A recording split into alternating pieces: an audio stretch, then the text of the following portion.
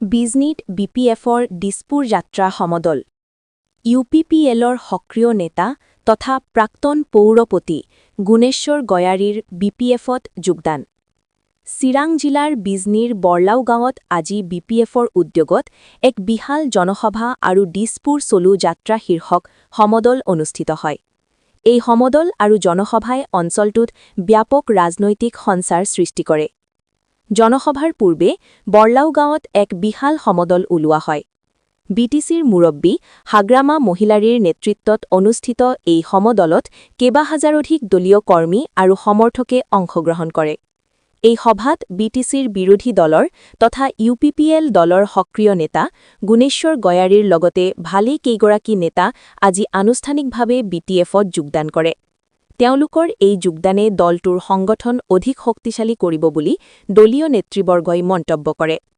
বিপিএফৰ সভাপতি হাগ্ৰামা মহিলাৰীয়ে কয় যে অহা ১৩ মাৰ্চত ভাৰতৰ প্ৰধানমন্ত্ৰী নৰেন্দ্ৰ মোদীয়ে কোকৰাঝাৰ ভ্ৰমণ কৰিব তেওঁ কয় যে এই ভ্ৰমণ বিটিচিৰ বাবে এক শুভ সংকেত আৰু উন্নয়নৰ নতুন দুৱাৰ মুকলি কৰিব মহিলাৰীয়ে লগতে উল্লেখ কৰে যে কোকৰাঝাৰৰ পৰা ভূটানৰ গেলেফুললৈ নতুন ৰেলপথ নিৰ্মাণৰ আধাৰশিলা স্থাপন কৰা হ'ব পাৰে ইয়াৰ উপৰিও জমদুৱাৰৰ পৰা ভালুকপুঙলৈ ৰাষ্ট্ৰীয় পথ নিৰ্মাণৰ বিষয়তো গুৰুত্ব আৰোপ কৰা হৈছে তেওঁ ভাষণত বিগত বিটিচি নিৰ্বাচনত ৰাইজে আগবঢ়োৱা সমৰ্থনৰ বাবে ধন্যবাদ জ্ঞাপন কৰাৰ লগতে তেওঁ কয় দল শক্তিশালী হ'লে ৰাইজৰ উন্নয়ন নিশ্চিত হ'ব উল্লেখযোগ্য যে এই বিশাল জনসভাত বিজনীৰ ৪টা ব্লকৰ পৰা উপস্থিত থকা কেইবা হাজাৰ কৰ্মীৰ উপৰিও বিভিন্ন ৰাজনৈতিক দলৰ পৰা ভালেই কেইগৰাকী নেতাকৰ্মীয়ে বিপিএফত যোগদান কৰে নতুনকৈ যোগদান কৰা নেতাসকলেও সভাত ভাষণ প্ৰদান কৰি বিপিএফৰ নীতি আৰু লক্ষ্যৰ প্ৰতি আস্থা প্ৰকাশ কৰে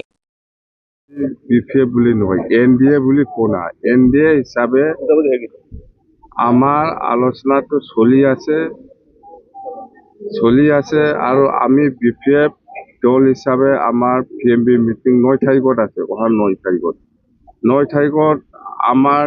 আমি যিখিনি আশা কৰি আছো 9 তাৰিখৰ ভিতৰত আমাৰটো নিশ্চয় ফাইনাল হ'ব হয়তো বিজেপি দল হিচাপে নিজাববীয়াকৈ হয়তো ক'ত খেলিব নেখেলিব সেইবিলাক হয়তো নিজাববীয়াকৈ হয়তো ফাইনাল কৰিছে সেইবিলাক কথা নিশ্চয় ওলাই আছে কিন্তু আমাৰ বিপিএফ দলৰ পৰা আমি ক'ত খেলিম সেইটো আজিলৈকে আমাৰ ফাইনাল কৰিবলৈ বাকী আছে তো আমাৰ ঘোষণা বা বিজেপিৰ ঘোষণা সেইটো নিজাববীয়া দলে কৰি আছে কিন্তু এনডিএ হিচাপে আমি এতিয়ালৈকে ঘোষণা কৰিব পৰা নাই কথা কি বিটিচিত বিপিএফ আৰু ইউপিপিএল আছে না ইউপিপিএল নহয় এনেকুৱা এনডিএ বুলি ক'লে এনেকুৱা এনডিএৰ নেতৃত্ব দিয়ে বিজেপিয়ে লিডাৰশ্বিপটো ইউপিএ নেতৃত্ব দিয়ে কংগ্ৰেছে তো ইউপিএ পাৰ্টনাৰ হিচাপে যিমান দল আছে চবে আলোচনা কৰিব ইউপিএ হিচাপে বা কংগ্ৰেছ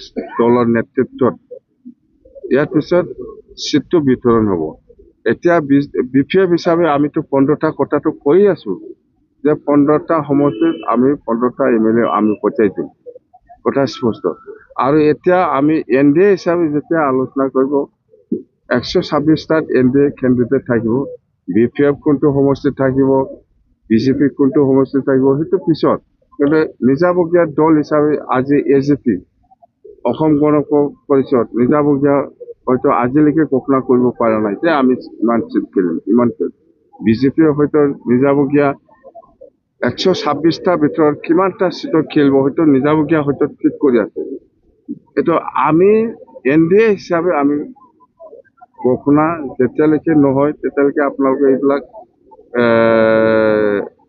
বিশ্বাস কৰিব নালাগে এনডিএৰ সাথে ইউপিপিএল আৰু বিপিএফ বুজাবুজি কৰিবলগীয়া হয় বুজাবুজি কৰিব আপোনালোকে ইউপিপিএল এনডিএৰ পাৰ্টনাৰ বুজাবুজি কৰিব নহয় এনেকুৱা নহয় এনডিএ পাৰ্টনাৰটো হ'ল ইউপিপিএল এজেপিও বিপিএফও পাৰ্টনাৰ হৈ গ'ল এতিয়া আপুনি ইউপিপিএলে ইউপিএ হিচাপে আলোচনা কৰি পেলাই কিমান চিট পায় নাপায় ইহঁতৰ কথা আমি বিপিএফ হিচাপে আলোচনা কৰি পেলাই কিমান চিট আদায় কৰিব পাৰে এইটো আমাৰ কথা কিন্তু ইউপিপিএল বা বিপিএফ বুজাবুজি হ'ব লাগে এইবিলাক কথা নাই এনডিএ প্ৰাৰ্থী আপোনালোকে কেতিয়া হ'ব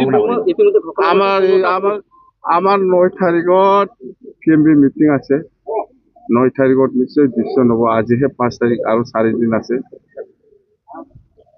আজি ইউ জি বৰ্মই ইতিমধ্যে ঘোষণা কৰিছে তেওঁলোকে 15টা সমষ্টিত বিজেপি খেলিব, তাৰ ওপৰতো কেইবাটা সমষ্টিত খেলিব। এইটো ইউ পি পি এলে কিমান খেলিব নেখেলিব সেইটো ইহঁতৰ কথা, মই একো নকওঁ। কিন্তু বিশেষভাৱে আমি কৈছো যে আমি 126টাৰ ভিতৰত কিমান চিট পাব, আমাৰতো কোথাওতো পাব পাৰি না, আমি আলোচনা চলি আছো। ইউ পি পি এলৰ কথা ইউ পি পি এল, আমাৰ কথাটো আমাৰ। ৰাজ্যসভাৰ সাংসদৰ বাবে আজি মনোনয়ন দাখিল কৰিছে প্ৰমোদ বৰাই, কি জনাব?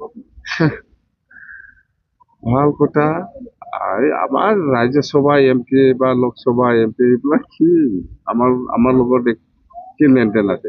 আমাৰ লেনদেনটো হ'ল BTC উন্নয়ন হ'ব লাগে। BTC উন্নয়নৰ ক্ষেত্ৰত আমি কাম কৰিম। BTCটোৱেই মেইন। তাতে দিল্লীৰ ৰাজ্যসভাত কি কৰিব? শেষ হ'ল নেকি বিদেশী?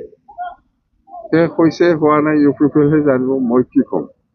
আমাৰ বিজেপিৰ এটা জ্বলন্ত সমস্যা মই কৈছো বিজনেছ কি সমস্যা আছে? বিজনেছ খালি পাহাৰ নাই, মই পাহাৰ বনাম নেকি? তাৰমানে যিটো ৰাস্তা দলং অফিচটো নাই স্যাৰ। এইটো ইলেকশ্যন কমিশ্যনৰ কথা। এইটো ইলেকশ্যন কমিশ্যনে যিটো গাইডলাইন দিছে এইটো অল ইণ্ডিয়া হৈ আছে, মই যিমান দূৰ জানো। ৰেজিষ্টাৰ অফিচত গুচি যাব স্যাৰ কিছু দিনৰ পিছত, আৰু কেজৰিৱাল যাব বুলি এটা কথা ওলাই গৈছে। সেইটো হ'ল আপোনালোকে সেইটো মোক সুধি পেলাই মোৰ পৰা ক্লেৰিফিকেশ্যন মই দিব নোৱাৰে, কেলে মানে সেইটো ইলেকশ্যন কমিশ্যনৰ কথা। এইটো গোটেই অল ইণ্ডিয়া হৈছে, মই যিমান দূৰ জানো বাছ।